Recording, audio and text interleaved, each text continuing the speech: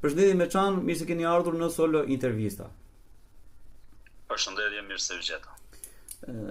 Jeni një aktivist, jeni i kudo gjendur, diçka duam të dim për karrierën tënde. Pra, shkollimin, formimin e deri më sot që jemi këtu në një, po themi, në ndërmarrje që nuk i përket vetëm Shqipërisë, po është diçka më e gjerë në protestat aktuale në qershor 2026. Unë pas shkollës mesme, si një 18 vjeçar për 19, jam bashkangjitur ushtrisë çlimtare të Kosovës. Prej luftës kam kalu si oficer në trupat e mbrojtjes të Kosovës për 10 vjet. Gjatë asaj kohe, përveç shumë trajnimeve të ndryshme, kam përfunduar akademinë ushtarake intensive me amerikanët.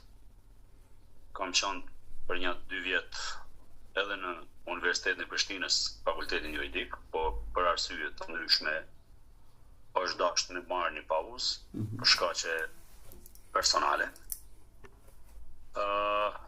Mbas andaj kur u krijua Forca e Sigurisë të Kosovës për shkak të plagëve të marra gjatë luftës, unë jam plagosur në luftë.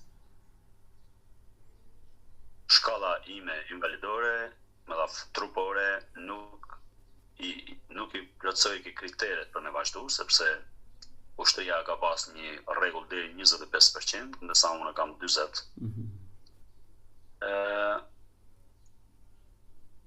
Jam kapur në jetën private, në disa raste tani punoj në aeroportin e Prishtinës, kështu me pika të shkurta. Po. Atëherë, ç'mund të thoni diçka për aktualitetin shoqëror Shqipëri-Kosovë sot? Çfarë po ndodh? Shqipëri-Kosovë, lufta përveç dhimbjeve të mëdha, përveç sakrificës të blimet të popullit të Dardanis, i dha një mundësi që vëllezërit andej edhe të Nejdrinit të rinjifen përsëri mbas 50 vjetësh ndarje. Po. Dhe relacionet Shqipëri-Kosovë janë shumë vllazërore, janë shumë të afërta, janë shumë, po mendoj në aspektin popullor. Njerëzit janë i lidhur dhe janë mishëruar me të vërtetë vllazërisht, ndërsa politikisht ka probleme të veta, gjë që nuk na bën mundi mirë.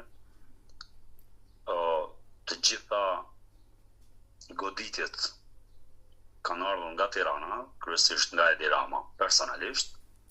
Kjo nuk ka ndikuar në dashuri